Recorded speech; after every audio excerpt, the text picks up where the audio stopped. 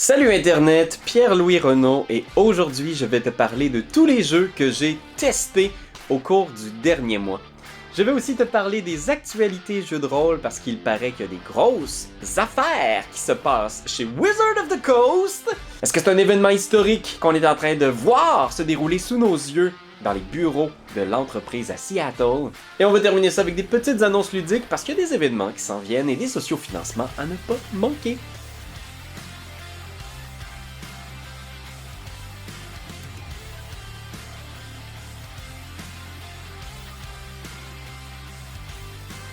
Puis juste avant de commencer tout ça, j'ai besoin de ton attention. On fait un festival de jeux de société gratuit à Montréal cet été. C'est la deuxième édition du FLIM et la première édition en juillet dernier, ça a été incroyable. Et présentement, on est en socio-financement pour aider le festival à faire son virage vert. Donc oui, on veut vraiment mettre de l'avant les artisans locaux et internationaux qui aident à faire du jeu un environnement plus éco-responsable. Et pour chaque dollar qu'on va ramasser, le gouvernement du Québec va mettre $1 pour nous aider dans le festival. Mais tu peux aller voir le lien dans la description pour nous aider à mettre sur place cette deuxième édition du FLIM. Et si tu es à Montréal et t'aimerais nous donner un coup de main comme bénévole, va sur le site du FLIM.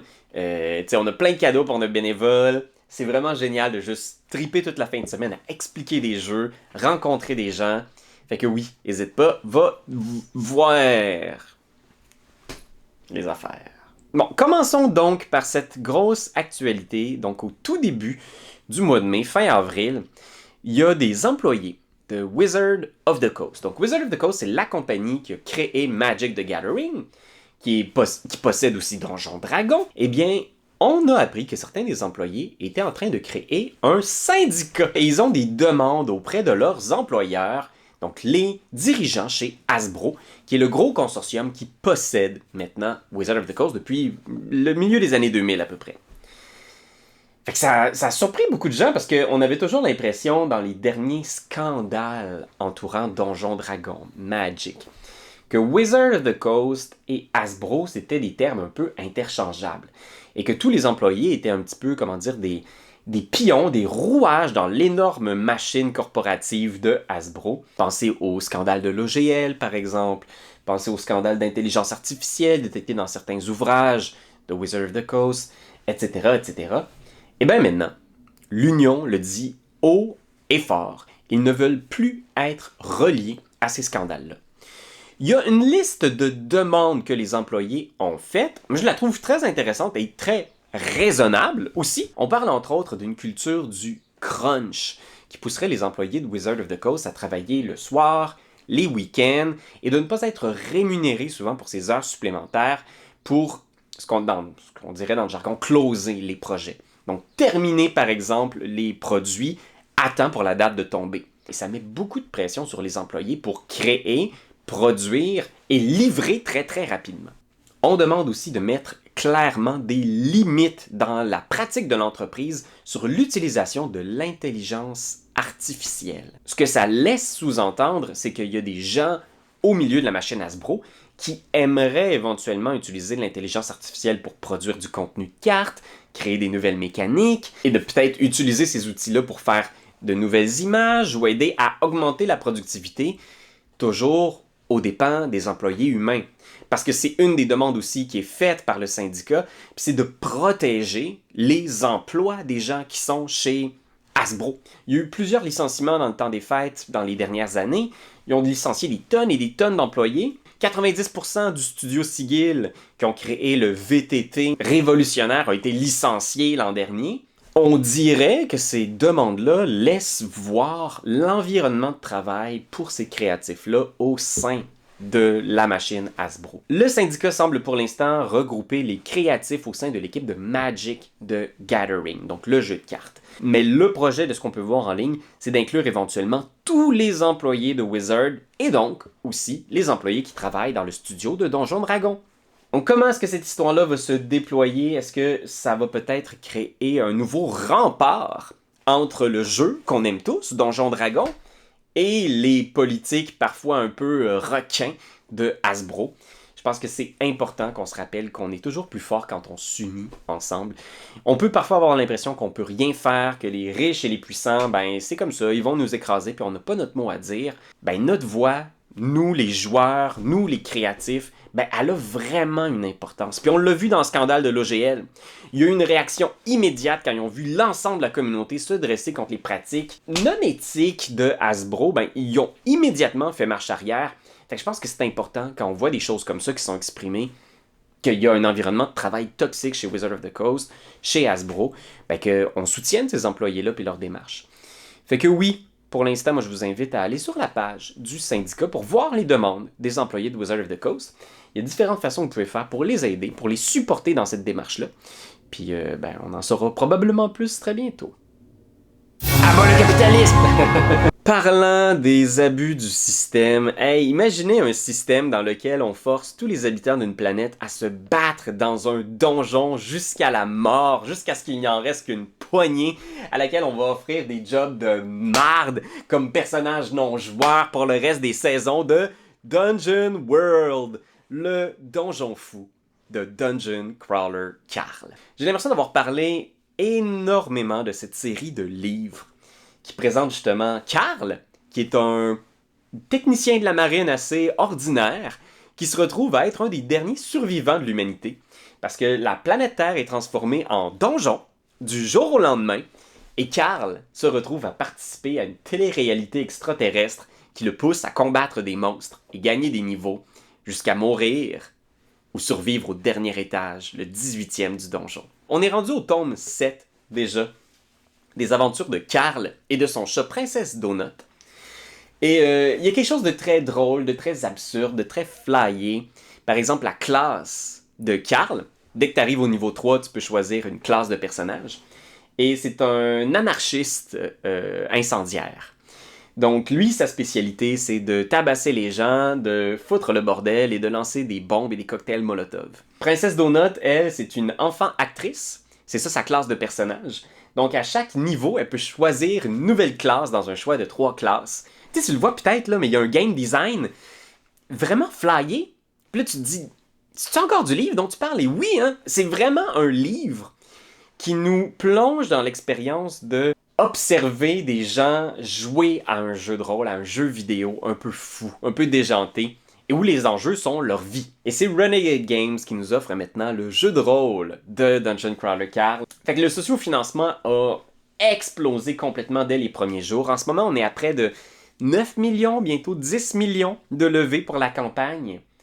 Et il faut savoir que c'est une campagne double, où vous avez le jeu de rôle que vous pouvez acheter, et un jeu de cartes appelé Unstoppable de John D. Clare, qui se trouve dans l'univers de Dungeon Crawler Carl aussi. Fait que les deux produits ont l'air super intéressants. Moi, j'aime beaucoup cet univers-là. Alors, j'ai imprimé les 2 feuilles de personnages que vous pouvez trouver d'ailleurs sur la page du socio. C'est la page de Carl et la page de Princesse Donut. Et à partir des différents petits tutoriels que j'ai trouvés en ligne, j'ai fait un petit one-shot dans l'univers de Dungeon Crawler Carl. J'ai fait vivre à mes amis un peu le... Puis tu sais, quel scénario j'ai roulé le tome 1. Je les ai plongés dans le donjon de la même façon que Carl et Donut sont plongés dans le donjon soudainement au milieu de la nuit. Fait que je trouvais ça vraiment intéressant de reprendre un peu les mêmes beats, de se retrouver dans des tunnels et essayer de comprendre c'est quoi ce jeu-là, qu'est-ce qu'il faut qu'on fasse, et de graduellement être tutorialisé vers notre guide de jeu, de survivre à des kobolds junkies, d'échapper à une espèce de gros rouleau compresseur de gobelins. Puis je trouve que les mécaniques sont vraiment intéressantes. En ce moment, on est dans du système D20. Okay? Fait qu'il y a quand même un petit peu du donjon dragon dans l'ADN du jeu de rôle. Votre personnage est basé sur des compétences. Donc, au début, à la création de votre personnage, vous allez choisir des compétences reliées à votre enfance. Ça peut être Teacher's Pet, par exemple, parce que vous avez été un enfant modèle. Après ça, vous avez 2 compétences reliées à votre adolescence, 2 compétences reliées à votre carrière, et vous avez 2 hobbies, qui sont aussi des compétences qui vont vous donner un petit peu vos spécialités comme crawler. Parce que quand vous rentrez dans le donjon, vous êtes un simple mortel. Mais graduellement, très vite, vous allez monter de niveau. et vous allez gagner des sorts, trouver des objets magiques qui vont complètement changer vos habiletés, vos pouvoirs. Fait que moi, j'adore cette idée-là. Et oui, après ça, c'est un système qui va rappeler un petit peu Morgborg, dans lequel les roulés de dés sont tous tournés vers les joueurs. Donc le maître de jeu ne roule presque jamais rien sauf le dégât de ces monstres. Quand un combat éclate, vous déclarez comme maître de jeu, puis on s'entend, maître de jeu, dans ce jeu-là, on dit l'intelligence artificielle du donjon, parce que c'est ce que vous incarnez. Ben, l'intelligence artificielle du donjon va déclarer l'intention de ces monstres. Alors le rouleau compresseur qui charge sur vous en direction du cul-de-sac où vous êtes coincé, ben, il y a 3 gobelins dessus. Et leurs intentions, c'est de vous écrabouiller jusqu'à ce que vous mouriez. À ce moment-là, une fois que les intentions des monstres, des mobs, sont déclarées, les joueurs ont 2 actions. Vous pouvez faire une action pour attaquer, tromper les monstres, vous pouvez essayer de vous cacher. Toutes ces actions-là, comme dans un jeu de rôle classique, sont à votre portée. C'est une action, mais vous défendre, éviter le dégât, c'est aussi une action. Donc, il y a cette espèce de petit pusher-là de est-ce qu'on est mieux d'investir toutes nos actions pour neutraliser les monstres ou on se garde des actions pour réagir à ce que les monstres vont nous faire. Vous avez aussi une hot list, qui est à dire un peu comme dans les jeux vidéo, là, c'est tes raccourcis dans lesquels tu as tes armes et tes sorts principaux. Et si un truc n'est pas sur ta hot list, ben, tu peux pas l'utiliser facilement. Ça va être un petit peu l'équivalent un peu des emplacements de sorts. Donc, même si vous connaissez plusieurs sorts, vous ne pouvez pas tous les mettre sur votre hot list. La progression de niveau aussi est quand même assez dynamique, parce qu'à chaque session de 2 heures, vous montez de niveau. À chaque fois que vous combattez un boss, vous montez de niveau. À chaque fois que vous faites quelque chose de awesome, vous réalisez une quête, vous montez de niveau. Fait que comme dans Dungeon Crawler Carl, la progression ne nous mène pas vers un niveau 20, on parle plutôt d'un niveau 50 rapidement, 70, 80.